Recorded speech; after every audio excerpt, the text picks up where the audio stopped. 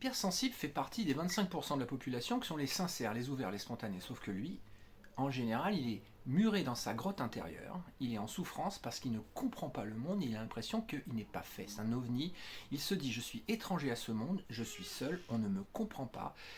Il se pose des centaines de questions existentielles, celle qui revient en permanence toujours et encore, c'est le mot pourquoi. Pourquoi sont-ils comme ça? Pourquoi ne m'acceptent-ils pas? Qu'est-ce que j'ai bien pu faire de mal pour que... Et etc. etc. Pourquoi? Si ton enfant hypersensible arrivait à rayonner, il rayonnerait l'ouverture d'esprit en développement personnel, c'est majeur.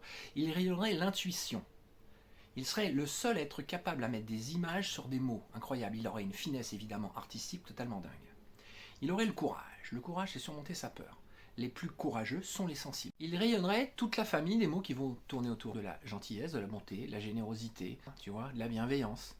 Toutes ces forces un peu sympathiques et positives, et depuis qu'il est tout enfant, il comprend pas pourquoi le monde n'est pas comme ça. Je te laisse méditer sur celle-là. Dans la vidéo suivante, je vous parle du troisième type d'atypique, le HPE, celui qui va aller chercher à comprendre les émotions plutôt que de les vivre, celui qui va chercher la solution plutôt que de rayonner quelque chose de positif comme l'hypersensible. Si tu ne comprends pas la différence entre les deux, je t'en supplie, avant de regarder la prochaine vidéo, va regarder HPE ou hypersensible que j'ai mis en ligne il y a 10 jours, c'est important de comprendre la nuance entre les deux. A très bientôt tout le monde, n'hésitez pas, je suis sur TikTok pour répondre aux questions et pour débloquer ceux qui sont dans les grottes les plus profondes.